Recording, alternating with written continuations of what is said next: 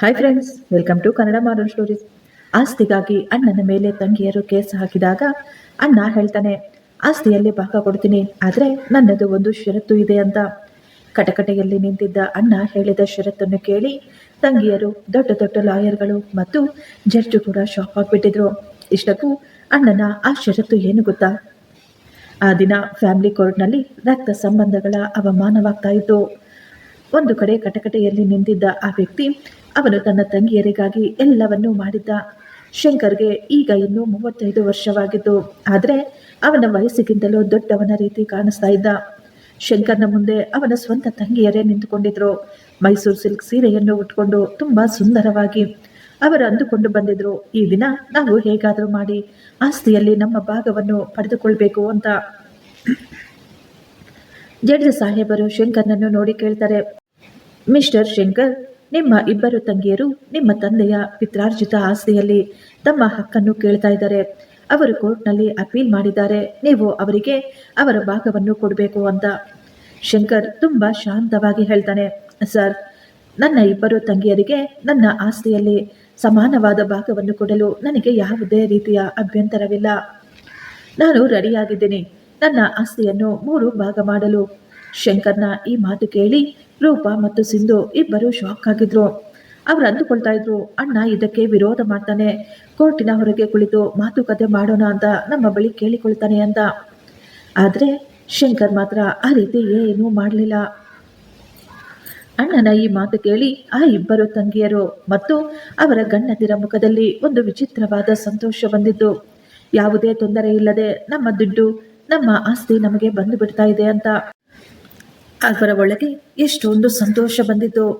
Judge ಕೂಡ ಎಷ್ಟೋ ಸಮಾಧಾನವಾಗಿ ಸಂತೋಷವಾಗಿ ಹೇಳ್ತಾರೆ, ಎಷ್ಟೋ ವರ್ಷಗಳವರೆಗೂ ನಡೆಯುವ ಈ ಕೇಸುಗಳು ಈ ದಿನ ತುಂಬಾ ಸುಲಭವಾಗಿ ಇತ್ಯರ್ಥವಾಗ್ತಾ ಇದ್ದಾವೆ. ನೀವು ನಿಮ್ಮ ತಂಗಿಯರಿಗೆ ಅವರ ಹಕ್ಕನ್ನು ಕೊಡಲು ಒಪ್ಪಿಕೊಂಡಿದ್ದೀರಾ ಅಂತ ನಾವು ತೀರ್ಮಾನ ಮಾಡ್ಕೋಬಹುದಾ? ಹೌದು ಸರ್, ನಾನು ಖಂಡಿತ ಒಪ್ಪಿಕೊಂಡಿದ್ದೇನೆ ಎಂದು ಹೇಳ್ತಾನೆ ಶಂಕರ್ ತನ್ನ ತಂಗಿಯರನ್ನೇ ನೋಡ್ತಾನೆ.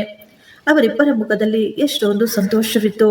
ಶಂಕರ್ ತುಂಬಾ ಶಾಂತವಾಗಿ ಹೇಳ್ತಾನೆ, ಆದರೆ ನನ್ನದು ಒಂದು ಸಣ್ಣ ಷರತ್ತು ಇದೆ.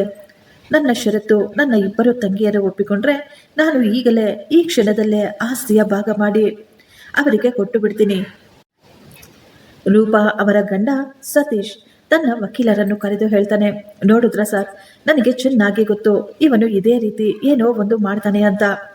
ವಕೀಲರು ತಕ್ಷಣ ಎದ್ದು ನಿಂತು ಹೇಳ್ತಾರೆ, ಸರ್, ಷರತ್ತು ಯಾಕೆ? ಕಾನೂನು ಯಾವ ಷರತ್ತನ್ನು ಒಪ್ಪಿಕೊಳ್ಳೋದಿಲ್ಲ ಅಂತ. ಜಡ್ಜ್ ಸಾಹೇಬರು ಈಗ ಕೋಪವಾಗಿ ಹೇಳ್ತಾರೆ, ಮೊದಲು ಅವರ ಮಾತುಗಳನ್ನು ಪೂರ್ತಿ ಮಾಡಲಿ. ಶಂಕರ್, ಹೇಳಿ, ನಿಮ್ಮ ಷರತ್ತು ಏನು ಅಂತ ಕೇಳಿದಾಗ ಕೋರ್ಟಿನ ರೂಮಿನಲ್ಲಿ ಒಂದು ಕ್ಷಣ ನಿಶ್ಶಬ್ದ ಆವರಿಸಿತ್ತು. ಆ ಷರತ್ತು ಏನಿರಬಹುದು ಎಂದು ಎಲ್ಲರೂ ಎಷ್ಟೊಂದು ಆತರದಿಂದ ಕಾಯ್ತಾ ಇದ್ರು. ಈಗ ಶಂಕರ್ ಹೇಳ್ತಾನೆ, ಸರ್, ಕಾನೂನು ಹೇಳುತ್ತೆ ತಂದೆ ಆಸ್ತಿ ಮೇಲೆ ಹೆಣ್ಣು ಮಕ್ಕಳಿಗೂ ಕೂಡ ಸಮಾನವಾದ ಹಕ್ಕು ಇದೆ ಅಂತ. ಹಕ್ಕು ಅಂದ್ರೆ ಅದು ಕೇವಲ ಮನೆ, ದುಡ್ಡು, ಬಂಗಾರ ಮತ್ತು ಜಾಗದ ಮೇಲೆ ಮಾತ್ರ ಬರುತ್ತಾ? ಆಸ್ತಿಯ ಜೊತೆ ಜವಾಬ್ದಾರಿ ಕೂಡ ಬರುತ್ತಲ್ವಾ ಸರ್? ನನ್ನ ತಂದೆ ಈ ಲೋಕ ಬಿಟ್ಟು ಹೋಗ್ಬೇಕಾದ್ರೆ ಅವರು ಕೇವಲ ಸಂಪತ್ತು, ಆಸ್ತಿಯನ್ನು ಮಾತ್ರ ಬಿಟ್ಟು ಹೋಗಿರ್ಲಿಲ್ಲ. ನನ್ನ ತಂದೆಗೆ ಬ್ಲಡ್ ಕ್ಯಾನ್ಸರ್ ಇತ್ತು. ಅವರಿಗೆ 3 ವರ್ಷ ಚಿಕಿತ್ಸೆಯನ್ನು ಕೂಡ ಕೊಡಿಸಲಾಗಿತ್ತು. ಆಸ್ಪತ್ರೆಯ ಬಿಲ್ಲುಗಳು, ಔಷಧಿಗಳು, ಇಂಜೆಕ್ಷನ್ಗಳು, ಕೀಮೋಥೆರಪಿ ಅಂತ ಸುಮಾರು 45 ಲಕ್ಷ ರೂಪಾಯಿ ಲೋನ್ ಅನ್ನು ತೆಗೆದುಕೊಂಡಿದ್ದೀನಿ. ಇವತ್ತಿಗೂ ನಾನು ಅದರ ಕಂತುಗಳನ್ನು ಕಟ್ತಾನೆ ಇದ್ದೀನಿ. ನಾನು ನನ್ನ ಅರ್ಧಕ್ಕಿಂತ ಹೆಚ್ಚು ಸಂಬಳವನ್ನು ಈ ಕಂತು ಕಟ್ಟಲೆ ಉಪಯೋಗಿಸ್ತಾ ಇದ್ದೀನಿ. ಎಲ್ಲದಕ್ಕಿಂತ ಮುಖ್ಯವಾದ ದೊಡ್ಡ ಆಸ್ತಿ ಅಂದ್ರೆ ಅದು ನನ್ನ ತಾಯಿ. 60 ವರ್ಷದ ನನ್ನ ಅಮ್ಮ ಸುಮಾರು 4 ವರ್ಷದಿಂದ ಲಕ್ವ ಹೊಡೆದು ಅವರು ಬೆಡ್ನಲ್ಲಿಯೇ ಇದ್ದಾರೆ. ಅಪ್ಪನ ಸಾವಿನ ಶಾಕ್ನಿಂದ ಅವರಿಗೆ ಏನೂ ನೆನಪೇ ಇರೋದಿಲ್ಲ. ಯಾವಾಗ ಹಸಿವಾಗುತ್ತೆ, ಯಾವಾಗ ಅವರಿಗೆ ಏನಾಗುತ್ತೆ ಅಂತ. ನನ್ನ ಷರತ್ತು ಕೇವಲ ಇಷ್ಟು ಮಾತ್ರ, ನಮ್ಮ ಆಸ್ತಿಯಲ್ಲಿ 3 ಭಾಗವನ್ನು ಮಾಡಬೇಕಂದ್ರೆ ಅಪ್ಪನ 45 ಲಕ್ಷ ಸಾಲ, ಅದರಲ್ಲಿ ಕೂಡ 3 ಭಾಗ ಮಾಡಬೇಕು. ನನ್ನ ಇಬ್ಬರು ತಂಗಿಯರು ಇಲ್ಲಿ ಬಂದು ಬರೆದು ಕೊಡಬೇಕು, ಅವರು ಕೂಡ ಸಾಲವನ್ನು ತೀರಿಸ್ತೀವಿ ಅಂತ. ಅಷ್ಟು ಮಾತ್ರವಲ್ಲ, ನನ್ನ ತಾಯಿಯ ಉಳಿದ ಜೀವನವನ್ನು ಕೂಡ 3 ಭಾಗ ಮಾಡಬೇಕು. ವರ್ಷದಲ್ಲಿ 12 ತಿಂಗಳಲ್ಲಿ 4 ತಿಂಗಳು ರೂಪಾ ಮನೆಯಲ್ಲಿ, 4 ತಿಂಗಳು ಸಿಂಧು ಅವರ ಮನೆಯಲ್ಲಿ ಮತ್ತು ಇನ್ನು ಉಳಿದ 4 ತಿಂಗಳು ನಮ್ಮ ಮನೆಯಲ್ಲಿ. ಇವರುಗಳೆಲ್ಲ ತನ್ನ ತಾಯಿಯ ಎಲ್ಲ ಜವಾಬ್ದಾರಿಯನ್ನು ತೆಗೆದುಕೋಬೇಕು. ಸಮಯಕ್ಕೆ ಸರಿಯಾಗಿ ಅವರಿಗೆ ಊಟ ತಿನ್ನಿಸುವುದರಿಂದ ಹಿಡಿದು ಅವರ ಮಲಮೂತ್ರಗಳನ್ನು ತೆಗೆಯುವುದು, ಅವರ ಡೈಪರನ್ನು ಸಮಯಕ್ಕೆ ಸರಿಯಾಗಿ ಬದಲಾಯಿಸುವುದು, ಎಲ್ಲದರಲ್ಲಿಯೂ ಸಮಾನವಾಗಿ ಭಾಗ ಆಗಬೇಕು. ಆಸ್ತಿಯ ಜೊತೆ ನನ್ನ ತಂದೆಯ ಸಾಲ, ನನ್ನ ತಾಯಿಯ ಜವಾಬ್ದಾರಿ ಎಲ್ಲವನ್ನು ಭಾಗ ಮಾಡಿಕೊಂಡ್ರೆ ಆಸ್ತಿಯನ್ನು ಕೊಡಲು ನನಗೆ ಯಾವುದೇ ರೀತಿಯ ಅಭ್ಯಂತರವಿಲ್ಲ. ಶಂಕರ್ನ ಮಾತು ಮುಗಿಯುವಷ್ಟರಲ್ಲೇ ರೂಪಾ, ಸಿಂಧು ಅವರ ಗಂಡಂದಿರ ಮುಖಗಳಲ್ಲಿದ್ದ ಸಂತೋಷ, ಹುಮ್ಮಸ್ಸು ಕೂಡ ಮಾಯವಾಗ್ಬಿಟ್ಟಿತ್ತು. ಯಾವ ವಕೀಲರು ಇಷ್ಟೊತ್ತು ದೊಡ್ಡ ದೊಡ್ಡ ಕಾನೂನುಗಳ ಮಾತುಗಳನ್ನು ಹೇಳ್ತಾ ಇದ್ರೋ ಅವರು ಕೂಡ ಒಂದು ಕ್ಷಣ ಶಾಕ್ ಆಗಿ ಹಾಗೆಯೇ ನಿಂತು ಬಿಟ್ಟಿದ್ರು. ಜಡ್ಜು ಕೂಡ ಹಾಗೆಯೇ ನೋಡುತ್ತಾ ಕುಳಿತುಕೊಂಡ್ಬಿಟ್ಟಿದ್ರು. ಸುಶೀಲಮ್ಮ ಮತ್ತು ರಾಮಚಂದ್ರ ಅವರು ಎಷ್ಟೋ ಕಷ್ಟಪಟ್ಟು ತಮ್ಮ ಮನೆಯನ್ನು ಕಟ್ಟಿಸಿಕೊಂಡಿದ್ರು. ಅವರ ಬಳಿ ದುಡ್ಡೇನೋ ಕಡಿಮೆ ಇತ್ತು, ಆದರೆ ಸಂಸ್ಕಾರ ತುಂಬಾನೇ ಇತ್ತು. ಸುಶೀಲಮ್ಮ ಮತ್ತು ರಾಮಚಂದ್ರ ಅವರಿಗೆ 3 ಜನ ಮಕ್ಕಳು, ಶಂಕರ್, ರೂಪಾ ಮತ್ತು ಸಿಂಧು. 3 ಮಕ್ಕಳಲ್ಲಿ ತುಂಬಾ ಹೆಚ್ಚಿನ ಪ್ರೀತಿ ಇತ್ತು. ಅಪ್ಪ ಯಾವಾಗಾದರೂ ಮಾರ್ಕೆಟಿನಿಂದ ಹಣ್ಣುಗಳನ್ನು, ಸ್ವೀಟ್ಗಳನ್ನು ತಂದಾಗ ಶಂಕರ್ ಯಾವಾಗಲೂ ಸಣ್ಣ ಭಾಗ ಮಾತ್ರ ತೆಗೆದುಕೊಂಡು ತನ್ನ 2 ತಂಗಿಯರಿಗೂ ಹೆಚ್ಚಾಗಿ ಕೊಟ್ಟು ಬಿಡ್ತಾ ಇದ್ದ. ತಂಗಿಯರು ಯಾವಾಗಲೂ ಕೇಳ್ತಾ ಇದ್ರು, ಅಣ್ಣ ನೀನು ಯಾಕೆ ಯಾವಾಗಲೂ ಕಡಿಮೆ ತಗೋತೀಯಾ ಅಂತ. ಆಗ ಶಂಕರ್ ಹೇಳ್ತಾ ಇದ್ದ, ಯಾಕೆಂದ್ರೆ ನಾನು ನಿಮ್ಮ ಅಣ್ಣನ ಜವಾಬ್ದಾರಿ ತಂಗಿಯರನ್ನು ನೋಡಿಕೊಳ್ಳೋದು ಅಂತ. ಇದು ಕೇವಲ ತಿನ್ನುವ ಒಂದು ವಿಷಯದ ಮಾತಾಗಿರ್ಲಿಲ್ಲ. ಶಂಕರ್ನ ಜೀವನದ ಉದ್ದೇಶ ಇದೇ ಆಗ್ಬಿಟ್ಟಿತ್ತು. ಸಮಯ ಕಳೆಯುತ್ತಿದ್ದ ಹಾಗೆ ತಂದೆಯ ಸಂಪಾದನೆಯಿಂದ ಆ ಮನೆ ನಡೆಯೋದು ತುಂಬಾ ಕಷ್ಟವಾಗ್ತಾ ಇತ್ತು. ಶಂಕರ್ ಓದುವುದರಲ್ಲಿ ತುಂಬಾ ಮುಂದೆ ಇದ್ದ. ಅವನು BScಯಲ್ಲಿ ಯೂನಿವರ್ಸಿಟಿಗೆ ಫಸ್ಟ್ ರ್ಯಾಂಕ್ ಬಂದಿದ್ದ. ಅವನಿಗೆ ಮುಂದಿನ ವಿದ್ಯಾಭ್ಯಾಸಕ್ಕಾಗಿ ಸ್ಕಾಲರ್ಶಿಪ್ ಕೂಡ ಸಿಕ್ಕಿತ್ತು. ಆದರೆ ಅದೇ ವರ್ಷ ತನ್ನ ತಂಗಿಗೆ ಇಂಜಿನಿಯರಿಂಗ್ ಕಾಲೇಜಿನಲ್ಲಿ ಸೀಟು ಕೂಡ ಬಂದಿತ್ತು. ಕಾಲೇಜಿನ ಫೀಸ್ ತುಂಬಾ ಜಾಸ್ತಿ ಆಗಿತ್ತು. ಶಂಕರ್ ನೋಡ್ತಾನೆ, ಆ ರಾತ್ರಿ ತನ್ನ ತಂದೆ ತಲೆಯ ಮೇಲೆ ಕೈ ಹೊತ್ತು ಕುಳಿತುಕೊಂಡಿರೋದನ್ನ. ಆ ದೃಶ್ಯ ಆ ದಿನವೇ ಅವನನ್ನು ದೊಡ್ಡವನನ್ನಾಗಿ ಮಾಡಿಬಿಟ್ಟಿತ್ತು. ಮಾರನೆಯ ದಿನ ಶಂಕರ್ ತನ್ನ ವಿದ್ಯಾಭ್ಯಾಸವನ್ನು ಬಿಟ್ಟುಬಿಟ್ಟ. ಅವನು ತಕ್ಷಣ ಒಂದು ಸಣ್ಣ ಉದ್ಯೋಗಕ್ಕೆ ಕೂಡ ಸೇರ್ಕೊಳ್ತಾನೆ. ಈ ವಿಷಯ ತಂಗಿಯರಿಗೆ ತಿಳಿದಾಗ ಅವರು ತುಂಬಾ ಅತ್ತಿದ್ರು.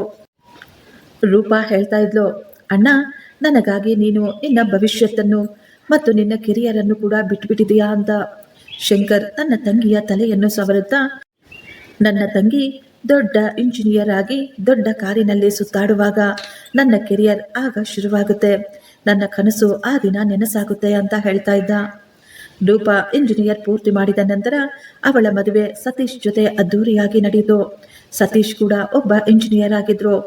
2 ವರ್ಷಗಳ ನಂತರ ಸಿಂಧುಗೂ ಒಬ್ಬ ಬಿಸ್ನೆಸ್ ಮ್ಯಾನ್ ಜೊತೆ ಅದ್ದೂರಿಯಾಗಿ ಮದುವೆ ಮಾಡಿದ್ರು. ಮದುವೆಗೆ ಶಂಕರ್ ಸುಮಾರು 25 ಲಕ್ಷದ ಲೋನ್ ಕೂಡ ತೆಗೆದುಕೊಂಡಿದ್ದ. ಆ ಸಮಯದಲ್ಲಿ ಸುಶೀಲಮ್ಮ ಹೇಳ್ತಾ ಇದ್ರು, ಮಗ ನಿನಗೂ ಮದುವೆ ವಯಸ್ಸು ಬಂದಿದೆ, ನೀನು ಇನ್ನೂ ಎಷ್ಟು ಸಮಯ ಅಂತ ಈ ಮನೆಗಾಗಿ, ನಿನ್ನ ತಂಗಿಯರಿಗಾಗಿ ನಿನ್ನ ಸುಖ ಸಂತೋಷವನ್ನು ತ್ಯಾಗ ಮಾಡ್ತೀಯಾ ಹೇಳು. ಆಗ ಶಂಕರ್ ಅಮ್ಮನಿಗೆ ಹೇಳ್ತಾ ಇದ್ದ, ಅಮ್ಮ ಈ ಎಲ್ಲ ಜವಾಬ್ದಾರಿ ತೆಗೆದುಕೊಳ್ಳೋದು ನನ್ನ ಕರ್ತವ್ಯನೇ ಅಲ್ವಾ ಅಂತ. ನನ್ನ ಮದುವೆ ಟೈಮ್ ಬಂದಾಗ ಅದು ಹೇಗೋ ಆಗುತ್ತೆ ಬಿಡು ಅಂತ ಹೇಳ್ತಾ ಇದ್ದ. ಶಂಕರ್ಗೆ ಸುಮಾರು 29 ವರ್ಷ ವಯಸ್ಸು ಬಂದಾಗ ಅವನ ಮದುವೆ ಸ್ವಾತಿಯ ಜೊತೆ ನಡೆದಿತ್ತು. ಮದುವೆಯಾದ ನಂತರ ಸ್ವಾತಿ ಮನೆಯ ಎಲ್ಲ ಜವಾಬ್ದಾರಿಗಳನ್ನು ತುಂಬಾ ಚೆನ್ನಾಗಿ ನಿಭಾಯಿಸತೊಡಗಿದ್ಲು.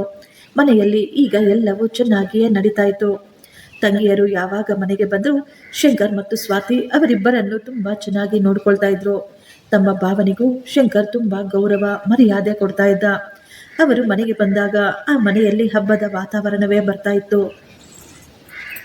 ಆ ರೀತಿ ಇರಬೇಕಾದ್ರೆ ಅವರ ಮನೆ ಇದ್ದ ಸ್ಥಳದಲ್ಲೇ ಹೈವೇ ಬರುವುದು ಈಗ ಖಚಿತವಾಗಿಬಿಟ್ಟಿತ್ತು. ಒಂದೇ ರಾತ್ರಿಯಲ್ಲಿ ಆ ಸ್ಥಳದ ರೇಟು ತುಂಬಾ ಜಾಸ್ತಿ ಆಗೋಗುತ್ತೆ. ಆ ಮನೆಗಳಿಗೆ ಈಗ ಕೋಟ್ಯಾಂತರ ರೂಪಾಯಿ ಬೆಲೆ ಬಂದು ಬಿಡ್ತು. ರಾಮಚಂದ್ರ ಅವರು ಆ ಮನೆಯನ್ನು ಕೊಂಡುಕೊಂಡು ಕಟ್ಟಿಸಿಕೊಂಡಾಗ ಕೇವಲ 5 ಲಕ್ಷ ರೂಪಾಯಿ ಮಾತ್ರವಾಗಿತ್ತು. ಈಗ ಅದೇ ಮನೆ 5 ಕೋಟಿಯ ಬೆಲೆ ಬಾಳ್ತಾ ಇತ್ತು. ತುಂಬಾ ಬೇಗ ಈ ವಿಷಯ ರೂಪಾ ಮತ್ತು ಸಿಂಧು ಅವರ ಅತ್ತೆ ಮನೆಗಳಿಗೂ ಹೋಗಿ ತಲುಪಿಬಿಡುತ್ತೆ. ಒಂದು ದಿನ ಇದ್ದಕ್ಕಿದ್ದ ಹಾಗೆ ರಾಮಚಂದ್ರ ಅವರು ರಕ್ತವಾಂತಿ ಮಾಡಿಕೊಂಡು ಬಿದ್ದೋಗ್ತಾರೆ. ಅವರನ್ನು ಆಸ್ಪತ್ರೆಗೆ ಕರೆದುಕೊಂಡು ಹೋದಾಗ ಗೊತ್ತಾಗುತ್ತೆ ಅವರಿಗೆ ಕ್ಯಾನ್ಸರ್ ಇದೆ, ಅದು ಕೂಡ ಕೊನೆಯ ಸ್ಟೇಜ್ನಲ್ಲಿ ಇದೆ ಅಂತ. ಈ ವಿಷಯ ತಿಳಿದು ಕುಟುಂಬಕ್ಕೆ ಸಿಡಿಲು ಬಡಿದಂತಾಗ್ಬಿಟ್ಟಿತ್ತು. ರೂಪಾ ಮತ್ತು ಸಿಂಧು ಕೂಡ ಹಾಸ್ಪಿಟಲ್ಗೆ ಬಂದು ಎಷ್ಟೋ ಅಳ್ತಾ ಇದ್ರು. ಟ್ರೀಟ್ಮೆಂಟ್ನ ಖರ್ಚು ಎಷ್ಟಾಗುತ್ತೆ ಅಂತ ತಿಳಿದಾಗ ತಂಗಿಯರು ಹಾಸ್ಪಿಟಲ್ಗೆ ಬರುವುದನ್ನೇ ಕಡಿಮೆ ಮಾಡಿಬಿಟ್ಟಿದ್ರು. ಅಣ್ಣ, ನಮ್ಮ ಅತ್ತೆಗೆ ತುಂಬ ಹುಷಾರಿಲ್ಲ, ನಾವು ಬರಲು ಆಗೋದಿಲ್ಲ, ನೀವೇ ಅಪ್ಪನನ್ನು ಚೆನ್ನಾಗಿ ನೋಡ್ಕೊಳ್ಳಿ ಅಂತ ಹೇಳ್ತಾ ಇದ್ರು. ಸಿಂಧು ಕೂಡ ಹೇಳ್ತಿದ್ಲು, ಅಣ್ಣ, ಮಕ್ಕಳಿಗೆ ಎಕ್ಸಾಮ್ ಬರ್ತಾ ಇದೆ, ನನ್ನಿಂದ ಬರೋದಕ್ಕೆ ಆಗೋದಿಲ್ಲ, ನೀವು ಮತ್ತು ಅತ್ತಿಗೆ ಎಲ್ಲವನ್ನು ನೋಡ್ಕೊಳ್ಳಿ ಅಂತ.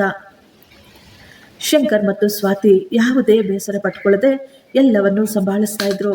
ಚಿಕಿತ್ಸೆಯ ವೆಚ್ಚ ತುಂಬಾ ಅಧಿಕವಾಗಿತ್ತು. ಶಂಕರ್ ಬಳಿ ಇದ್ದ ಎಲ್ಲ ದುಡ್ಡು ಸ್ವಲ್ಪ ಸಮಯದಲ್ಲೇ ಮುಗಿದು ಹೋಗಿತ್ತು. ಈಗ ಶಂಕರ್ ಮತ್ತೆ ಒಂದು ಹೊಸ ಲೋನನ್ನು ತೆಗೆದುಕೊಂಡಿದ್ದ. ಸ್ವಾತಿ ತನ್ನ ತವರ ಮನೆಯಿಂದ ತಂದಂತಹ ಒಡವೆಗಳನ್ನು ಅಡ ಇಟ್ಟು ಆ ದುಡ್ಡನ್ನು ಕೂಡ ಮಾವನ ಚಿಕಿತ್ಸೆಗೆ ಕೊಟ್ಟು ಬಿಟ್ಟಿದ್ಲು. ಒಂದು ಸಾರಿ ದುಡ್ಡು ಕಡಿಮೆಯಾದಾಗ ಸಂಕೋಚದಿಂದಲೇ ಶಂಕರ್ ತನ್ನ ಭಾವನಿಗೆ ಫೋನ್ ಮಾಡ್ತಾನೆ. ಭಾವ, ಅಪ್ಪನ ಚಿಕಿತ್ಸೆಗಾಗಿ, ಅವರ ಇಂಜೆಕ್ಷನ್ಗಾಗಿ 2 ಲಕ್ಷದ ಅವಶ್ಯಕತೆ ಇದೆ. ಲೋನ್ ಬರಲು ಇನ್ನು 3-4 ದಿನ ಟೈಮ್ ಬೇಕಾಗುತ್ತೆ. ನೀವು ನನಗೆ ಸ್ವಲ್ಪ ಸಹಾಯ ಮಾಡ್ತೀರಾ ಅಂತ ಕೇಳ್ತಾನೆ. ಆಗ ಸತೀಶ್ ಹೇಳ್ತಾರೆ, ಶಂಕರ್, ನಾನು ಈಗ ತಾನೇ ಒಂದು ಹೊಸ ಪ್ರಾಪರ್ಟಿ ಮೇಲೆ ದುಡ್ಡನ್ನು ಇನ್ವೆಸ್ಟ್ ಮಾಡಿದ್ದೀನಿ. ನನ್ನ ಬಳಿ ಈಗ ದುಡ್ಡಿಲ್ಲ.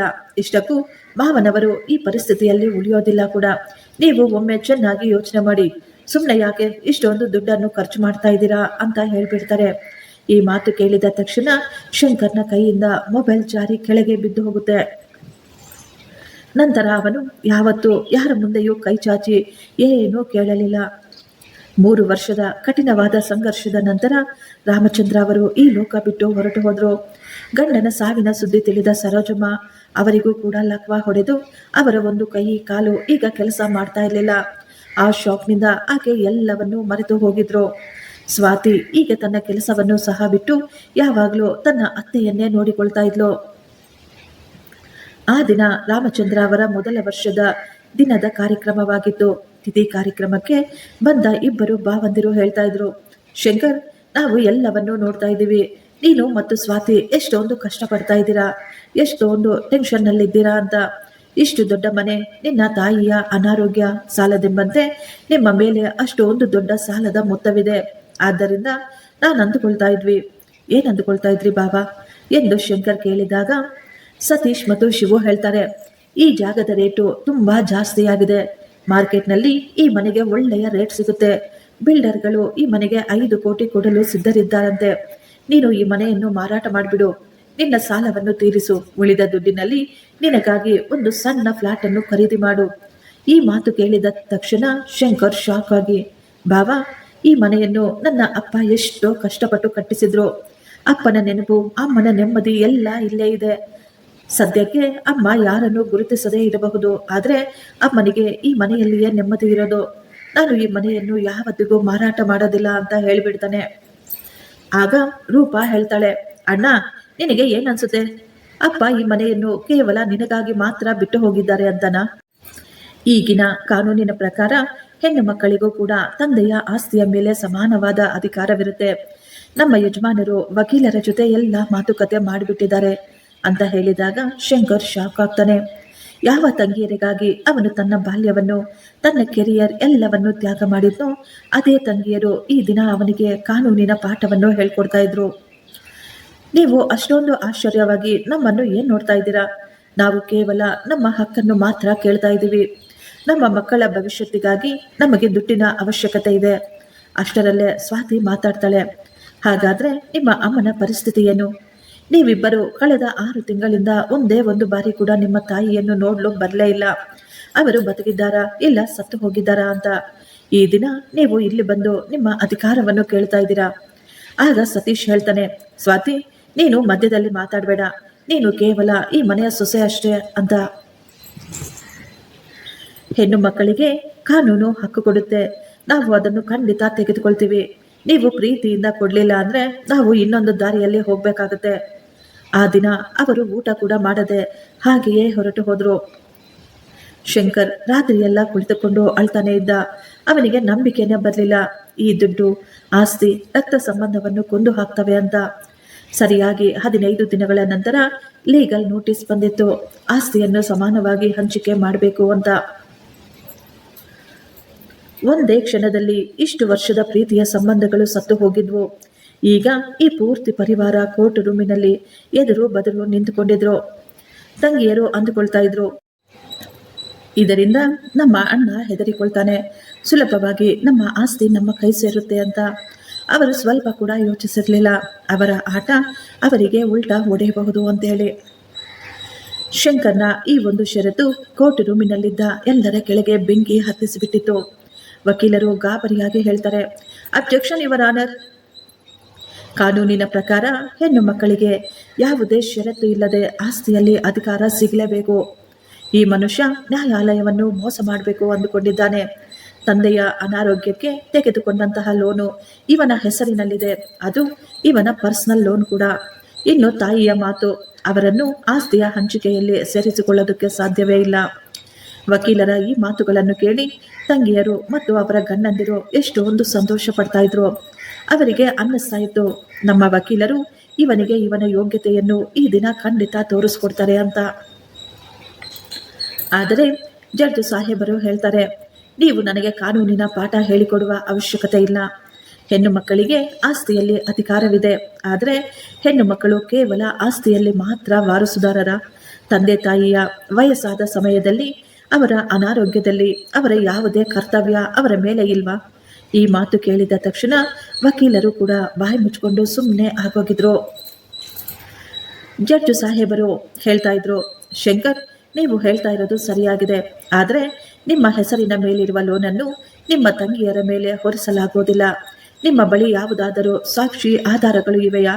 ಅಷ್ಟು ದುಡ್ಡನ್ನು ನೀವು ನಿಮ್ಮ ತಂದೆಯ ಅನಾರೋಗ್ಯಕ್ಕಾಗಿ ಉಪಯೋಗಿಸಿದ್ದೀರಾ ಅಂತ.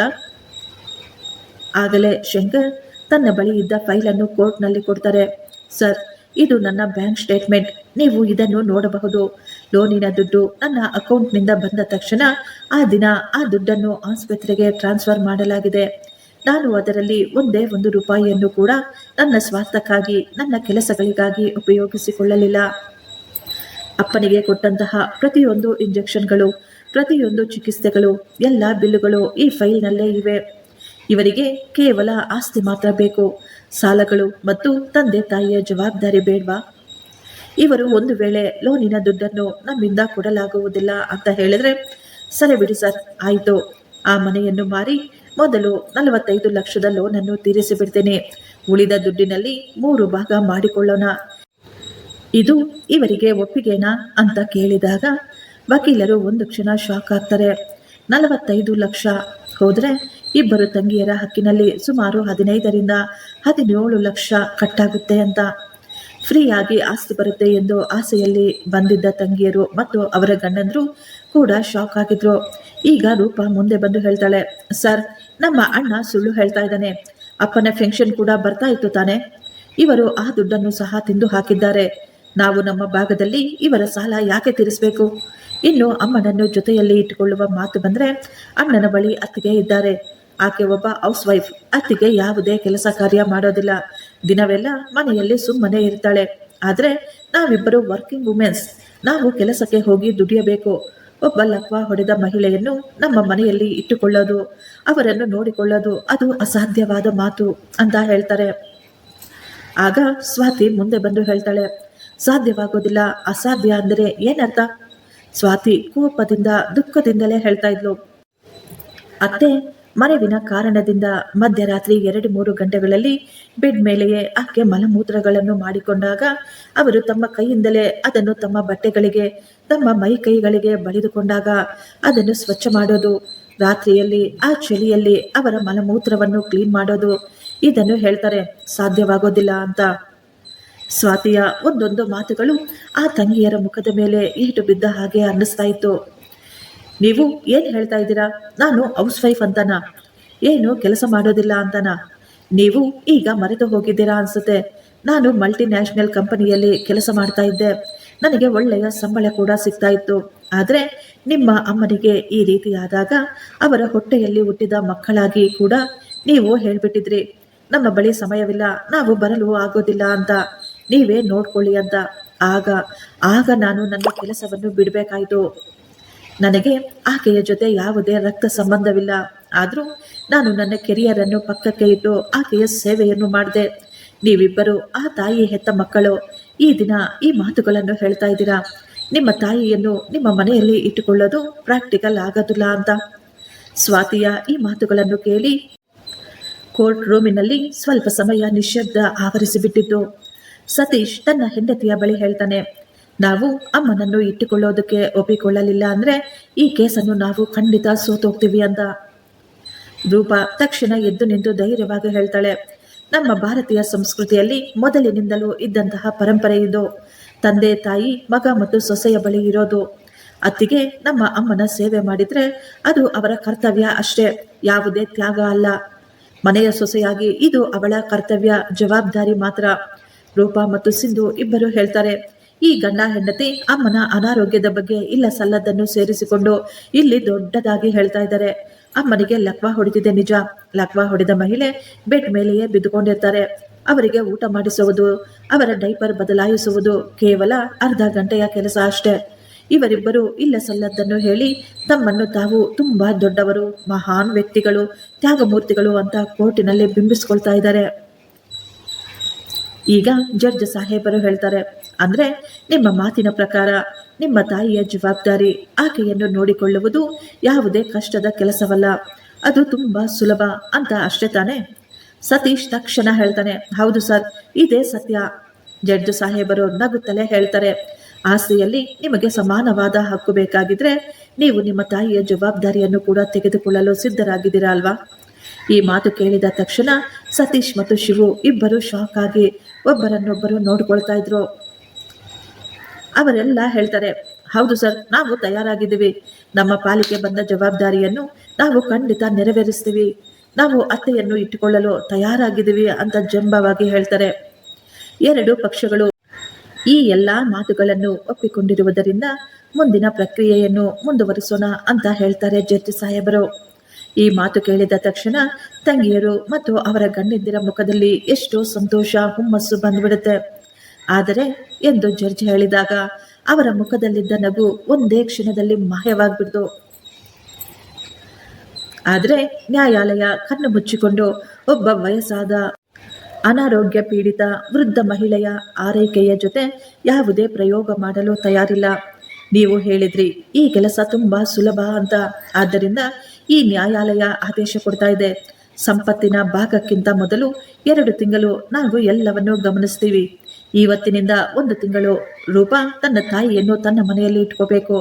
ಅದರ ನಂತರ ಸಿಂಧು ಅವರು 1 ತಿಂಗಳು ತಮ್ಮ ತಾಯಿಯನ್ನು ಇಟ್ಕೋಬೇಕು. ಈ ಮಧ್ಯೆ ತಾಯಿಯ ಚಿಕಿತ್ಸೆ, ಅವರನ್ನು ನೋಡಿಕೊಳ್ಳುವುದು, ಅವರ ಎಲ್ಲ ಹಾರೈಕೆಗಳು, ಅವರ ಜವಾಬ್ದಾರಿಗಳು ಕೇವಲ ನಿಮ್ಮದು ಮಾತ್ರ ಆಗಿರುತ್ತೆ.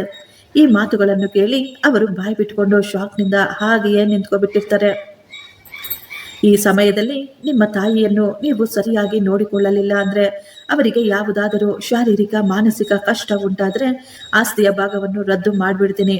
ಅಷ್ಟು ಮಾತ್ರವಲ್ಲ, ನಿಮ್ಮಿಬ್ಬರ ಮೇಲೆ ಕೂಡ ಕೇಸ್ ಹಾಕಬೇಕಾಗುತ್ತೆ. ಶಂಕರ್ ಈ ದಿನವೇ ನಿಮ್ಮ ಅಮ್ಮನನ್ನು ರೂಪಾ ಅವರ ಮನೆಗೆ ಕಳುಹಿಸಿಕೊಡಿ ಎಂದು ಆದೇಶ ಕೊಟ್ಟು ಬಿಡ್ತಾರೆ. ಇದನ್ನು ಕೇಳಿ ಶಂಕರ್ಗೆ ಅರ್ಥವಾಗ್ಲಿಲ್ಲ. ಅವನು ಸಂತೋಷ ಪಡಬೇಕು ಅಥವಾ ದುಃಖ ಪಡಬೇಕು ಅಂತ. ತನ್ನ ತಾಯಿಯನ್ನು ತನ್ನ ತಂಗಿಯರ ಬಳಿ ಕಳಿಸುವುದು ಶಂಕರ್ಗೆ ಸ್ವಲ್ಪ ಕೂಡ ಇಷ್ಟವಿರಲಿಲ್ಲ. ಆದರೆ ಸ್ವಾತಿಯ ತ್ಯಾಗವನ್ನು, ಅವಳ ಜವಾಬ್ದಾರಿಯನ್ನು ನೀಚವಾಗಿ ಮಾತನಾಡಿದ ಇವರಿಗೆ ಸರಿಯಾಗಿ ಪಾಠ ಕಲಿಸಬೇಕಾಗಿತ್ತು. ಕೋರ್ಟಿನಿಂದ ಹೊರಬಂದಾಗ ರೂಪಾ, ಸಿಂಧು ಮತ್ತು ಅವರ ಗಂಡಂದಿರು ತುಂಬಾ ಸಂತೋಷವಾಗಿದ್ರು.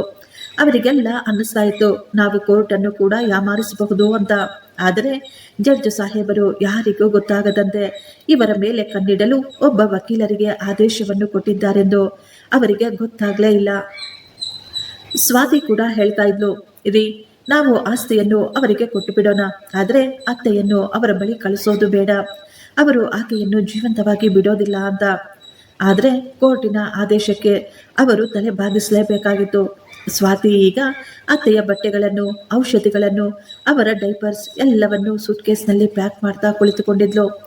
ಆಗ ಶಂಕರ್ ಹೇಳ್ತಾನೆ, ನಾವು ಈ ದಿನ ಹಿಂದೇಟು ಹಾಕಿದ್ರೆ ಯಾವತ್ತಿಗೂ ನಮಗೆ ನ್ಯಾಯ ಸಿಗೋದಿಲ್ಲ. ಅವರಿಗೆ ಅನ್ನಿಸ್ತಾ ಇದೆ ಭಾಗದಲ್ಲಿ ಅಧಿಕಾರ ಕೇವಲ ಆಸ್ತಿ ಮಾತ್ರ ಬರುತ್ತೆ ಅಂತ. ಈ ದಿನ ಅವರಿಗೂ ಸಹ ಅರ್ಥವಾಗಲೇಬೇಕು. ಇವರ ಭಾಗದಲ್ಲಿ ಕೇವಲ ಆಸ್ತಿ ಮಾತ್ರವಲ್ಲ, ಅಮ್ಮನ ಜವಾಬ್ದಾರಿ, ಅವರ ಚಿಕಿತ್ಸೆ, ಅವರ ಅನಾರೋಗ್ಯ ಕೂಡ ಬರುತ್ತೆ ಅಂತ. ಆ ದಿನ ಸರಿಯಾಗಿ 3 ಗಂಟೆಗೆ ರೂಪಾ ತನ್ನ ಕಾರಿನಲ್ಲಿ ಮನೆಗೆ ಬರ್ತಾಳೆ. ಅವಳ ಗಂಡ ಕಾರ್ನಲ್ಲೇ ಕುಳಿತುಕೊಂಡಿದ್ದ. ಸ್ವಾತಿ ತನ್ನ ಅತ್ತೆಯನ್ನು ರೆಡಿ ಮಾಡಿ ವೀಲ್ ಚೇರಿನಲ್ಲಿ ಕೂರಿಸಿದಾಗ ಆಕೆ ಸ್ವಲ್ಪ ಭಯವಾಗ್ತಾ ಇತ್ತು. ಆಕೆ ತುಂಬಾ ದುಃಖದಿಂದ ಸ್ವಾತಿ ಸ್ವಾತಿ ಅನ್ನುತ್ತಾ ತನ್ನ ಸೊಸೆಯ ಸೀರೆಯ ಸೆರಗನ್ನು ಹಿಡಿದುಕೊಳ್ತಾಳೆ. ಸ್ವಾತಿ ಅಳುತ್ತಾ, ಅಮ್ಮ, ನೀವು ಚಿಂತೆ ಮಾಡಬೇಡಿ, ನೀವು ನಿಮ್ಮ ಮಕ್ಕಳ ಮನೆಗೆ ಹೋಗ್ತಾ ಇದ್ದೀರಾ, ನಾನು ಆಗಾಗ ನಿಮ್ಮನ್ನು ನೋಡಲು ಬರ್ತೀನಿ ಅಂತ ಸಮಾಧಾನ ಮಾಡ್ತಾ ಇದ್ಲು. ಶಂಕರ್ ಈಗ ತನ್ನ ತಾಯಿಯನ್ನು ಎತ್ತಿಕೊಂಡು ಹೋಗಿ ಕಾರಿನಲ್ಲಿ ಕೂರಿಸ್ತಾನೆ. ರೂಪಾ ತನ್ನ ಅಮ್ಮನನ್ನು ಕರೆದುಕೊಂಡು ಮನೆಗೆ ಬರ್ತಾಳೆ. ನಂತರ ಆಕೆಯನ್ನು ಗೆಸ್ಟ್ ರೂಮಿನಲ್ಲಿ ಮಲಗಿಸಿದ್ರು. ಊಟವಾದ ನಂತರ ರೂಪಾ ತುಂಬಾ ಜಂಬವಾಗಿ ಹೇಳ್ತಾ ಇದ್ಲು, ನೋಡಿದ್ರಾ ಸತೀಶ್, ಅಮ್ಮ ಎಷ್ಟೊಂದು ಆರಾಮವಾಗಿ ಮಲಗಿದ್ದಾರೆ ಅಂತ. ನಾಳೆಯಿಂದ ಕೆಲಸ ಮಾಡುವ ಕಮಲಮ್ಮನಿಗೆ 1,000 ರೂಪಾಯಿ ಎಕ್ಸ್ಟ್ರಾ ಕೊಡೋಣ. ಅವಳೇ ಅಮ್ಮನ ಎಲ್ಲ ಕೆಲಸವನ್ನು ಮಾಡಿಬಿಡ್ತಾಳೆ. ಅವರಿಬ್ಬರು ಕೋರ್ಟಿನಲ್ಲಿ ಅಷ್ಟೊಂದು ನಾಟಕ ಮಾಡ್ತಾ ಇದ್ರು. ನಾವು ಸೇವೆ ಮಾಡ್ತಾ ಇದ್ದೇವೆ, ತುಂಬಾ ಕಷ್ಟವಾದ ಕೆಲಸವನ್ನು ಮಾಡ್ತಾ ಇದ್ದೇವೆ ಅನ್ನೋ ತರ ಜಂಬ ಕೊಚ್ಕೊಳ್ತಾ ಇದ್ರು. ಗಂಡ ಹೆಂಡತಿ ಮಾತನಾಡಿಕೊಂಡು ಅವರಿಬ್ಬರು ಈಗ ನೆಮ್ಮದಿಯಾಗಿ ಮಲಗಿಕೊಂಡಿದ್ರು. ಆದರೆ ಮಧ್ಯರಾತ್ರಿ ಸರಿಯಾಗಿ 3 ಗಂಟೆಯಲ್ಲಿ ಗೆಸ್ಟ್ ರೂಮಿನಿಂದ ಜೋರಾದ ಕೂಗು ಕೇಳಿಸುತ್ತೆ. ಶಾಕ್ನಿಂದ ಎದ್ದ ರೂಪಾ ಮತ್ತು ಸತೀಶ್ ಅಲ್ಲಿಗೆ ಹೋಗಿ ನೋಡಿದಾಗ ಅವರು ಗಾಬರಿಯಾಗ್ಬಿಟ್ಟಿದ್ರು. ಅಮ್ಮ ಬೆಡ್ನಿಂದ ಕೆಳಗೆ ಬಿದ್ದಿದ್ರು. ಅವರ ಹಣೆಯಿಂದ ರಕ್ತ ಸುರಿತಾ ಇತ್ತು. ಆಕೆ ಮಲಮೂತ್ರಗಳು ಬೆಡ್ ಮೇಲೆ ಕೆಳಗೆ ಎಲ್ಲ ಕಡೆ ಹರಡಿತ್ತು. ಸತೀಶ್ ಕೋಪವಾಗಿ ಕೂಗಾಡ್ತಾನೆ, ನೀನು ಈಕೆಗೆ ಡೈಪರ್ ಯಾಕೆ ಹಾಕಿಲ್ಲ ಅಂತ. ನಾನು ಹಾಕಿದ್ದೆ, ಆದರೆ ಈಕೆ ಅದನ್ನು ಕಿತ್ತು ಹಾಕಿದ್ದಾರೋ ಏನೋ ಗೊತ್ತಿಲ್ಲ. ನನ್ನಿಂದ ಈ ವಾಸನೆ ಸಹಿಸೋಕೆ ಆಗ್ತಾ ಇಲ್ಲ.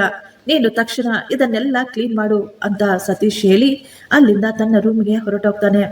ರೂಪಾ ಕೋಪದಲ್ಲೇ ಮಧ್ಯರಾತ್ರಿ ತನ್ನ ತಾಯಿಯನ್ನು ಸ್ವಚ್ಛ ಮಾಡ್ತಾ ಇದ್ಲು. ಆ ರಾತ್ರಿ ಆ ತಾಯಿ ಮಲಗಲೇ ಇಲ್ಲ. ರೂಪಾಗೆ ಕೂಡ ನಿದ್ದೆನೇ ಬರಲಿಲ್ಲ. ಬೆಳಿಗ್ಗೆ ಕಮಲಮ್ಮ ಮನೆಗೆ ಬಂದಾಗ ರೂಪಾ ಹೇಳ್ತಾಳೆ, ಕಮಲಮ್ಮ, ಈ ದಿನದಿಂದ ಅಮ್ಮನ ಕೆಲಸ ಕೂಡ ನಿನ್ನದೆ. ಪ್ರತಿದಿನ ಬೆಳಿಗ್ಗೆ ಅವರ ಡೈಪರ್ ಬದಲಾಯಿಸಬೇಕು, ಅವರಿಗೆ ನೀಟಾಗಿ ಸ್ನಾನ ಮಾಡಿಸ್ಬೇಕು. ನಿನಗೆ ಈ ಕೆಲಸಕ್ಕಾಗಿ ನಾನು ಪ್ರತಿ ತಿಂಗಳು 1,000 ರೂಪಾಯಿ ಎಕ್ಸ್ಟ್ರಾ ಕೊಡ್ತೀನಿ ಅಂತ ಹೇಳ್ತಾಳೆ.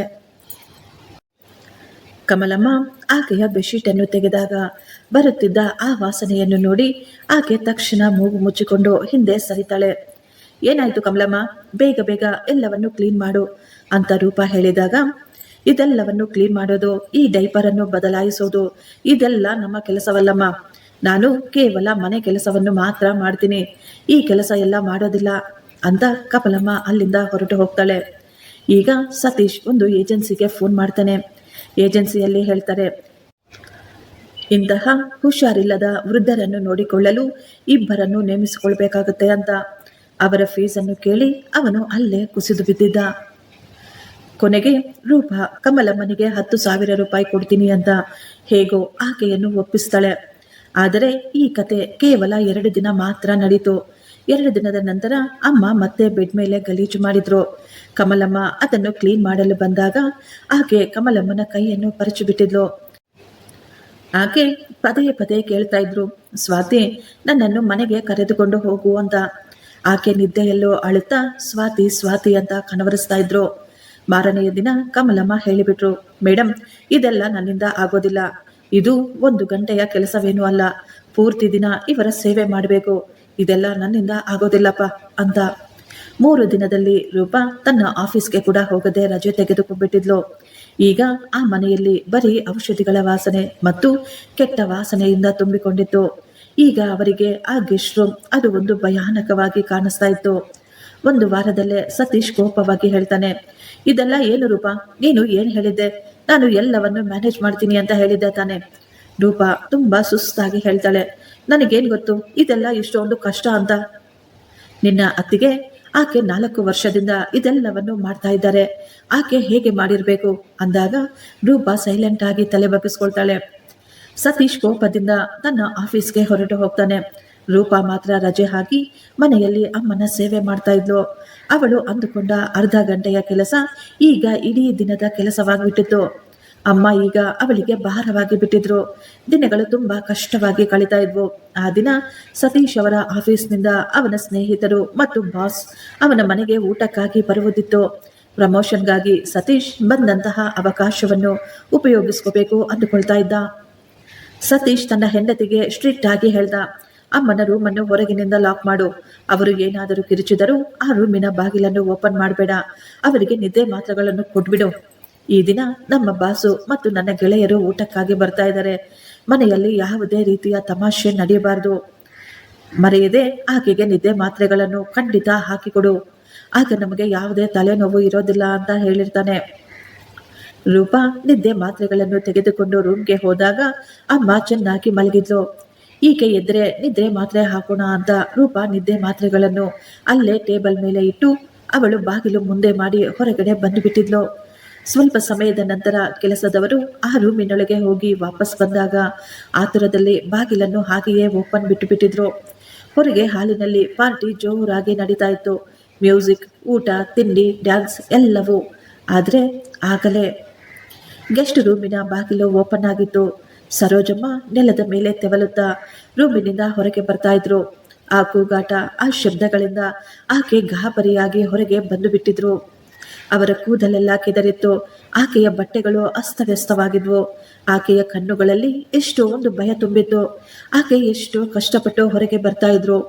ಹಾಲ್ನಲ್ಲಿ ಸತೀಶ್ನ ಬಾಸ್ ಮತ್ತು ಅವನ ಹೆಂಡತಿ ಕುಳಿತುಕೊಂಡು ಊಟ ಮಾಡ್ತಾ ಇದ್ರು. ಆಗ ಸರೋಜಮ್ಮ ಕೇಳ್ತಾ ಇದ್ರು, ಸ್ವಾತಿ, ನನಗೆ ನೀರು ಬೇಕು, ನನಗೆ ನೀರು ಕೊಡು ಅಂತ. ರೂಪಾ ಕೆಲಸದಲ್ಲಿ ಬ್ಯುಸಿಯಾಗಿ ಅಮ್ಮನ ಡೈಪರನ್ನು ಬದಲಾಯಿಸುವುದನ್ನೇ ಮರೆತು ಬಿಟ್ಟಿದ್ಲು. ಈಗ ಡೈಪರ್ನಿಂದ ಯೂರಿನೆಲ್ಲ ಹೊರಗೆ ಬರ್ತಾ ಇತ್ತು. ಅಲ್ಲಿದ್ದ ಎಲ್ಲರಿಗೂ ಒಂದು ರೀತಿಯ ಅಸಹ್ಯ ಉಂಟಾಗುತ್ತೆ. ಛೀ, ಇದೆಲ್ಲ ಏನು? ಎಷ್ಟು ಒಂದು ಕೆಟ್ಟ ವಾಸನೆ ಬರ್ತಾ ಇದೆ. ಈ ಮಹಿಳೆ ಯಾರು ಅಂತ ಅವರೆಲ್ಲ ಕೇಳಿದಾಗ ಸತೀಶ್ ನಾಚಿಕೆಯಿಂದ ತಲೆ ಬಗ್ಗಿಸ್ಕೊಳ್ತಾನೆ. ಅವನು ಈಗ ಕೋಪವಾಗಿ ಆಕೆಯನ್ನು ರೂಮಿನೊಳಗೆ ಎಳೆದುಕೊಂಡು ಹೋಗಿ ನೆಲದ ಮೇಲೆ ಹಾಕಿ ಬಾಗಿಲು ಹಾಕೋ ಬಂದ್ಬಿಡ್ತಾನೆ. ಆದರೆ ಹೊರಗೆ ಇದ್ದ ಅತಿಥಿಗಳ ಮೂಡೆಲ್ಲ ಹಾಳಾಗೋಗಿತ್ತು. ಬೇಜಾರಾಗಿ ಅವರುಗಳೆಲ್ಲ ಅಲ್ಲಿಂದ ಹೊರಟು ಹೋಗಿದ್ರು. ಸತೀಶ್ ತುಂಬಾ ಕೋಪವಾಗಿದ್ದ. ಅವನು ಕೋಪವಾಗಿ ಹೆಂಡತಿಯ ಮೇಲೆ ಕೂಗಾಡ್ತಾ ಇದ್ದ. ರೂಪಾ, ನಾನು ನಿನಗೆ ಮೊದಲೇ ಹೇಳಿದ್ದೆ, ನೀನು ಯಾಕೆ ಈ ರೀತಿ ಮಾಡಿದೆ? ನಿನ್ನಿಂದ ನನ್ನ ಗೌರವ, ಮರ್ಯಾದೆ ಎಲ್ಲ ಹಾಳಾಗೋಯ್ತು. ನನ್ನ ಮನೆಯನ್ನು ನೀವು ಹುಚ್ಚಾಸ್ಪತ್ರೆಯನ್ನಾಗಿ ಮಾಡಿಬಿಟ್ಟಿದ್ದೀರಾ. ಗಂಡನ ಕೋಪವನ್ನು ನೋಡಿ ರೂಪಾ ಅಳುತ್ತಾ, ರೀ, ಆಕೆಗೆ ಹುಷಾರಿಲ್ಲ, ನಾನು ಒಬ್ಳೆ ಏನೇನು ಅಂತ ಮಾಡ್ಲಿ ಅಂತ ಹೇಳ್ತಾ ಇದ್ರು. ಇನ್ನು ಇದೆಲ್ಲ ಸಾಕು. ನಾಳೆ ಬೆಳಿಗ್ಗೆ ಈ ಮಹಿಳೆ ನನ್ನ ಮನೆಯಲ್ಲಿ ಇರಬಾರ್ದು. ಆಕೆಯನ್ನು ನಿನ್ನ ತಂಗಿಯ ಮನೆಯಲ್ಲೇ ಬಿಟ್ಬಾ. ಇಲ್ಲದೆ ಇದ್ರೆ ಎಲ್ಲಾದರೂ ರೋಡಿನಲ್ಲಿ ಬಿಸಾಕು. ನನ್ನ ಮನೆಯಲ್ಲಿ ಇನ್ನು ಇದೆಲ್ಲ ನಡೆಯಬಾರದು ಅಂತ ಜೋರಾಗಿ ಕೋಪವಾಗಿ ಕೂಗಾಡ್ತಾ ಇದ್ದ. ಆಗ್ಲೇ ಯಾರೋ ಬೆಲ್ ಮಾಡ್ತಾರೆ. ಸತೀಶ್ ಕೋಪದಿಂದ ಕೇಳ್ತಾನೆ, ಈಗ ಯಾರು ಬಂದ್ರು ಅಂತ. ಅವನು ಬಾಗಿಲು ಓಪನ್ ಮಾಡಿದಾಗ ಬಾಗಿಲಿನ ಬಳಿ ಒಬ್ಬ ವ್ಯಕ್ತಿ ನಿಂತುಕೊಂಡಿದ್ದ. ಅವನ ಕುತ್ತಿಗೆಯಲ್ಲಿ ಒಂದು ID ಕಾರ್ಡ್ ಕೂಡ ಇತ್ತು. ಆ ವ್ಯಕ್ತಿ ಹೇಳ್ತಾ ಇದ್ದ, ಸರ್, ನಾನು ಸೊಸೈಟಿಯಿಂದ ಬಂದಿದ್ದೀನಿ. ಮೇಂಟೆನೆನ್ಸ್ ಅನ್ನು ಚೆಕ್ ಮಾಡಲು. ನಿಮ್ಮ ಫ್ಲಾಟ್ನಲ್ಲಿ ಕೂಡ ಒಮ್ಮೆ ಚೆಕಿಂಗ್ ಮಾಡಲು ಬಂದಿದ್ದೇನೆ. ಕೇವಲ 5 ನಿಮಿಷ ಸರ್ ಅಂತ ಹೇಳಿದಾಗ ಸತೀಶ್ ಕೋಪದಲ್ಲೇ ಹೇಳ್ತಾನೆ, ಏನು ಮಾಡಬೇಕೋ ಅದನ್ನು ಬೇಗ ಬೇಗ ಮಾಡಿ ಮುಗಿಸಿ ಇಲ್ಲಿಂದ ಹೊರಟು ಹೋಗು ಅಂತ. ಆ ವ್ಯಕ್ತಿ ಮನೆಯನ್ನೆಲ್ಲ ನೋಡಿ ಈಗ ಗೆಸ್ಟ್ ರೂಮ್ ಒಳಗೆ ಬಂದಾಗ ಅವರು ಆ ವಯಸ್ಸಾದ ಮಹಿಳೆಯನ್ನು ನೋಡ್ತಾರೆ. ಆ ಮಹಿಳೆ ನೆಲದ ಮೇಲೆ ಅಳುತ್ತಾ ಮಲಗಿದ್ರು. ಆಕೆಯ ಪರಿಸ್ಥಿತಿಯನ್ನು ನೋಡಿ ಅವನಿಗೆ ಶಾಕ್ ಆಗಿತ್ತು. ಅವನು ಸತೀಶ್ಗೆ ಹೇಳ್ತಾನೆ, ಸರ್, ಈಕೆಯ ಪರಿಸ್ಥಿತಿ ಸ್ವಲ್ಪ ಕೂಡ ಚೆನ್ನಾಗಿಲ್ಲ ಅನ್ಸುತ್ತೆ. ನೀವು ವಯಸ್ಸಾದವರನ್ನು ಇನ್ನೂ ಚೆನ್ನಾಗಿ ನೋಡ್ಕೋಬೇಕಲ್ವಾ ಅಂತ ಕೇಳಿದಾಗ ಸತೀಶ್ ಕೋಪವಾಗಿ ಕೂಗಾಡ್ತಾನೆ, ನೀನು ನಿನ್ನ ಕೆಲಸವನ್ನು ನೋಡಿಕೊಂಡು ಹೋಗು. ಇದು ನಮ್ಮ ಮನೆಯ ವಿಚಾರ. ಇದರ ಬಗ್ಗೆ ಮಾತನಾಡುವ ಹಕ್ಕು, ಅಧಿಕಾರ ನಿನಗಿಲ್ಲ. ಆ ವ್ಯಕ್ತಿ ಸೈಲೆಂಟ್ ಆಗಿ ತಲೆ ಬಗ್ಗಿಸಿಕೊಂಡು ಹೊರಗೆ ಹೋಗ್ತಾರೆ. ಸತೀಶ್ ಜೋರಾಗಿ ಅವರ ಮುಖದ ಮೇಲಿನ ಬಾಗಿಲು ಮುಚ್ಚಿಬಿಡ್ತಾನೆ. ಮಾರನೆಯ ದಿನ ಬೆಳಿಗ್ಗೆ ರೂಪಾ ಸಿಂಧುಗೆ ಫೋನ್ ಮಾಡ್ತಾಳೆ. ಸಿಂಧು, ನನಗೆ ಆಫೀಸ್ನಲ್ಲಿ ಅರ್ಜೆಂಟ್ ಆಗಿ ಕೆಲಸ ಬಂದಿದೆ. ನಾನು ನಾಳೆನೆ ಊರಿಗೆ ಹೋಗ್ತಾ ಇದ್ದೀನಿ. ನಾನು ಅಮ್ಮನನ್ನು ನಿನ್ನ ಬಳಿ ಕಳಿಸ್ಕೊಡ್ತಾ ಇದ್ದೀನಿ ಅಂತ. ಸಿಂಧು ಎಷ್ಟೋ ಆಶ್ಚರ್ಯವಾಗಿ ಕೇಳ್ತಾಳೆ, ಏನು? ಯಾಕೆ? ಕೋರ್ಟಿನಲ್ಲಿ ಹೇಳಿದ್ದಾರೆ ತಾನೆ, 1 ತಿಂಗಳು ಒಬ್ಬೊಬ್ರು ನೋಡ್ಕೋಬೇಕು ಅಂತ. ನೀವು ಅಮ್ಮನನ್ನು ಕರೆದುಕೊಂಡು ಬಂದು ಇನ್ನು ಕೇವಲ 10 ದಿನ ಮಾತ್ರನೇ ಆಗಿರೋದು. ನನಗೆ ಈಗ ಫ್ರೀ ಇಲ್ಲ. ಈಗ ನಾನು ಅಮ್ಮನನ್ನು ನೋಡಿಕೊಳ್ಳಲು ಸಾಧ್ಯವಿಲ್ಲ ಅಂತ ಹೇಳ್ತಾಳೆ. ಆದರೆ ರೂಪಾ ಜೋರಾಗಿ ಕೋಪವಾಗಿ ಹೇಳ್ತಾಳೆ, ನನಗೆ ಇದೆಲ್ಲ ಗೊತ್ತಿಲ್ಲ. ಅಮ್ಮನಿಂದ ನಾನು ಇಷ್ಟು ದಿನದಿಂದ ಆಫೀಸ್ಗೆನೆ ಹೋಗಿಲ್ಲ. ಇನ್ನು ನನಗೆ ರಜಾ ಕೂಡ ಸಿಗೋದಿಲ್ಲ. ನಾನು ಅಮ್ಮನನ್ನು ಟ್ಯಾಕ್ಸಿಯಲ್ಲಿ ಕೂರಿಸಿ ನಿಮ್ಮ ಮನೆಗೆ ಕಳಿಸ್ಕೊಡ್ತಾ ಇದ್ದೀನಿ ಅಂತ ಹೇಳಿ ಅವಳು ಫೋನ್ ಕಟ್ ಮಾಡಿಬಿಡ್ತಾಳೆ. ಸ್ವಲ್ಪ ಸಮಯದಲ್ಲೇ ಅಮ್ಮನನ್ನು ಟ್ಯಾಕ್ಸಿಯಲ್ಲಿ ಕೂರಿಸಿ ಸಿಂಧು ಮನೆಗೆ ಕಳಿಸಿಬಿಟ್ಟಿದ್ರು. ಸಿಂಧು ಅವರ ಗಂಡ ಶಿವು ಅವನೊಬ್ಬ ಕಟ್ಟುನಿಟ್ಟಿನ ವ್ಯಾಪಾರಿಯಾಗಿದ್ದ. ಅವನಿಗೆ ಎಲ್ಲವೂ ಕೇವಲ ವ್ಯಾಪಾರ ಮಾತ್ರವೇ ಆಗಿತ್ತು. ಸರೋಜಮ್ಮ ಕೂಡ ಅವನಿಗೆ ಒಬ್ಬ ಮನುಷ್ಯರಾಗಿ ಕಾಣಿಸ್ತಾ ಇರಲಿಲ್ಲ.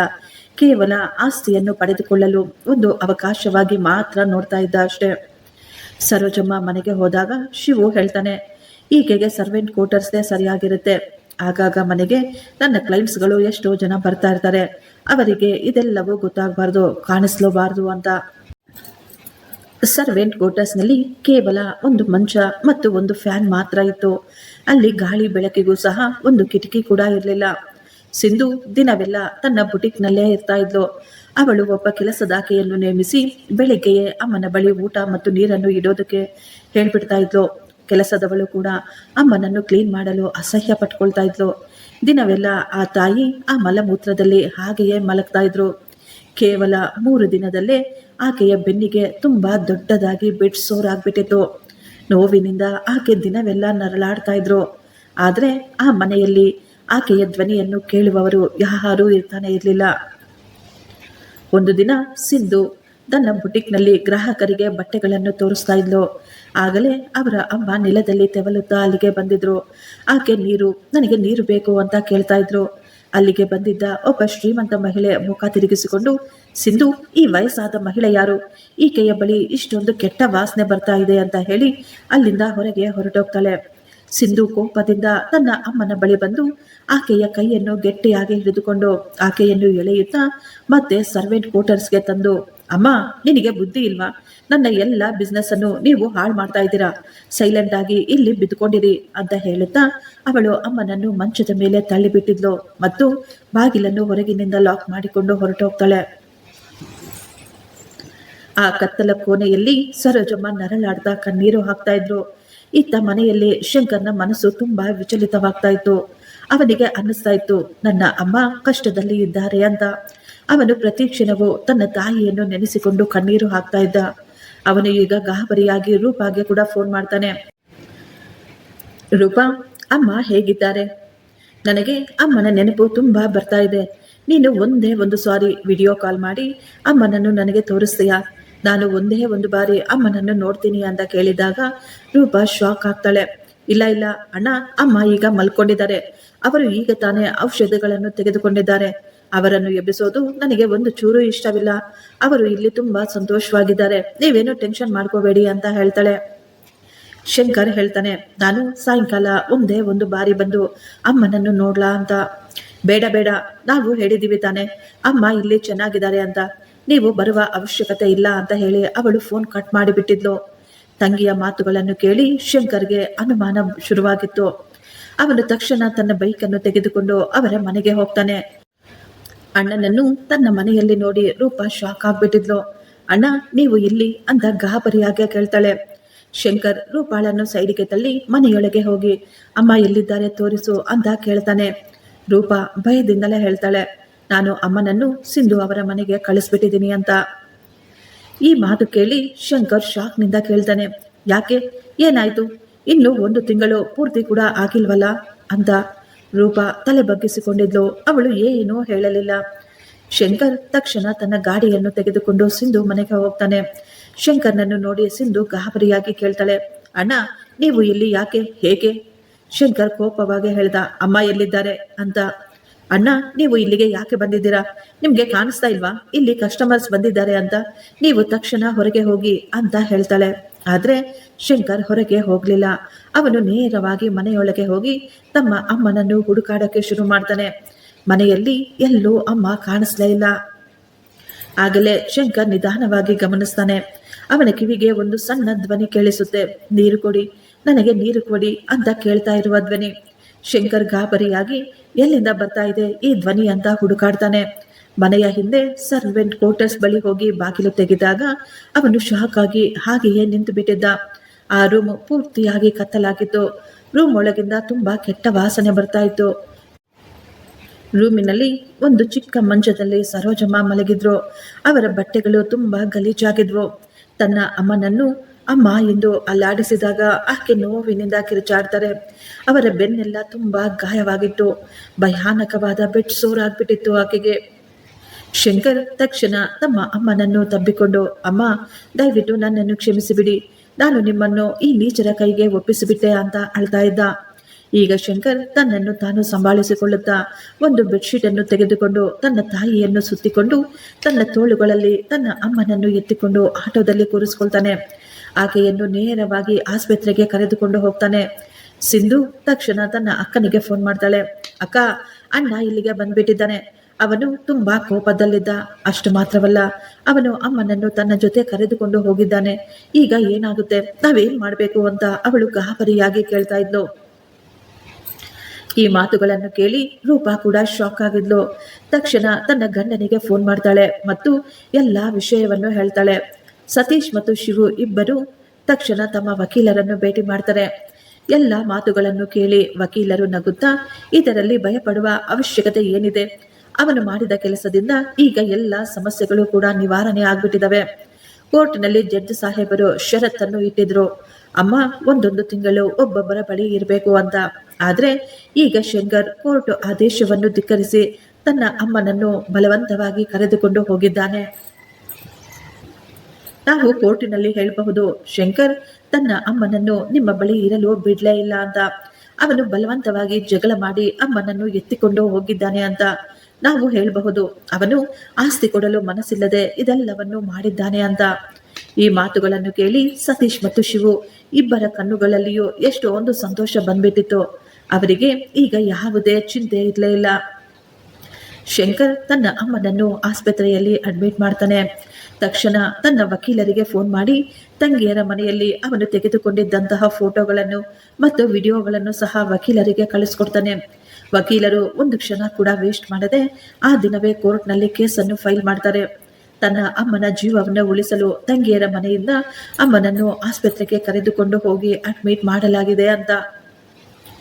ಡಾಕ್ಟರ್ಗಳು ಆಕೆಯನ್ನು ತಕ್ಷಣ ಐಸಿಯುನಲ್ಲಿ ಅಡ್ಮಿಟ್ ಮಾಡಿದ್ರು. ಅವರ ಬೆನ್ನಿಗೆ ಆಗಿದ್ದ ಗಾಯ ಅದು ಎಷ್ಟೊಂದು ತೀವ್ರವಾಗಿತ್ತು ಅಂದ್ರೆ ಅವರಿಗೆ ಪೂರ್ತಿಯಾಗಿ ಇನ್ಫೆಕ್ಷನ್ ಆಗ್ಬಿಟ್ಟಿತ್ತು. ಅದರಿಂದ ಕೀವು ರಕ್ತ ಬರ್ತಾ ಇತ್ತು. 2 ದಿನದ ನಂತರ ಕೋರ್ಟಿನಿಂದ ಒಬ್ಬ ಅಧಿಕಾರಿ ಸರೋಜಮ್ಮನ ಆರೋಗ್ಯವನ್ನು ವಿಚಾರಿಸಲು ಆಸ್ಪತ್ರೆಗೆ ಕೂಡ ಬಂದಿದ್ರು. ಅವರು ಡಾಕ್ಟರ್ ಬಳಿ ಮಾತನಾಡಿ ಮೆಡಿಕಲ್ ರಿಪೋರ್ಟ್ಸ್ಗಳನ್ನು ಸಹ ತೆಗೆದುಕೊಂಡಿದ್ರು. ಸರೋಜಮ್ಮನ ಪರಿಸ್ಥಿತಿಯನ್ನು ನೋಡಿ ಅವರಿಗೂ ಕೂಡ ತುಂಬಾ ಕೋಪ ಮತ್ತು ದುಃಖ ಕೂಡ ಬಂದಿತ್ತು. ಕೋರ್ಟಿನ ತಾರೀಕಿನ ದಿನ ರೂಪಾ ಮತ್ತು ಸಿಂಧು ತಮ್ಮ ಗಂಡಂದಿರ ಜೊತೆ ಕೋರ್ಟಿಗೆ ಬರ್ತಾರೆ. ಅವರ ವಕೀಲರು ಹೇಳ್ತಾ ಇದ್ರು, ಕೋರ್ಟಿನಲ್ಲಿ ತೀರ್ಮಾನವಾದ ಪ್ರಕಾರ ನಮ್ಮ ಕ್ಲೈಂಟ್ಸ್ಗಳು ತಮ್ಮ ತಾಯಿಯನ್ನು ಅವರ ಜವಾಬ್ದಾರಿಯನ್ನು ತುಂಬಾ ನಿಷ್ಠೆಯಿಂದ ನಿಭಾಯಿಸ್ತಾ ಇದ್ರು. ಆದರೆ ಈ ಶಂಕರ್ ಕೋರ್ಟಿನ ಆದೇಶವನ್ನು ಧಿಕ್ಕರಿಸಿ ಬಲವಂತವಾಗಿ ತನ್ನ ತಾಯಿಯನ್ನು ಅಲ್ಲಿಂದ ಕರೆದುಕೊಂಡು ಹೋಗಿದ್ದಾನೆ. ಅವನು ತನ್ನ ತಾಯಿಯನ್ನು ಅವರ ಬಳಿ ಇರಲು ಬಿಡ್ಲೇ ಇಲ್ಲ. ಶಂಕರ್ ತನ್ನ ತಂಗಿಯರಿಗೆ ಅವಕಾಶನೇ ಕೊಡಲಿಲ್ಲ ತನ್ನ ತಾಯಿಯನ್ನು ನೋಡಿಕೊಳ್ಳಲು. ಆದ್ದರಿಂದ ಈ ತಕ್ಷಣವೇ ಆಸ್ತಿಯನ್ನು ಭಾಗ ಮಾಡಿ ನಮಗೆ ಬರಬೇಕಾದ ಭಾಗವನ್ನು ನಮಗೆ ಕೊಟ್ಟು ಬಿಡಿ ಅಂತ ಹೇಳ್ತಾ ಇದ್ರು. ಜಡ್ಜ್ ಸಾಹೇಬರು ತುಂಬಾ ಶಾಂತವಾಗಿ ಈ ಎಲ್ಲಾ ಮಾತುಗಳನ್ನು ಕೇಳಿಸಿಕೊಂಡು ಈಗ ಅವರು ಕೋಪದಿಂದ ಸತೀಶ್ ಮತ್ತು ಶಿವು ಅವರನ್ನು ನೋಡ್ತಾ ಇದ್ರು. ನೀವು ತುಂಬಾ ಒಳ್ಳೆಯ ಕಥೆಯನ್ನು ಕಟ್ಟಿದ್ದೀರಾ ಅಂತ ಅವರು ಹೇಳಿದಾಗ ಅವರೆಲ್ಲರೂ ಒಂದು ಕ್ಷಣ ಶಾಕ್ ಆಗಿಬಿಡ್ತಾರೆ. ಆಗಲೇ ಎನ್ಕ್ವೈರಿ ವಕೀಲರು ಅಲ್ಲಿಗೆ ಬಂದು ಫೈಲ್ ಅನ್ನು ಕೋರ್ಟಿಗೆ ಸಬ್ಮಿಟ್ ಮಾಡ್ತಾರೆ. ಅವರನ್ನು ನೋಡಿದ ತಕ್ಷಣ ಸತೀಶ್ ಶಾಕ್ ಆಗ್ಬಿಟ್ಟಿದ್ದ.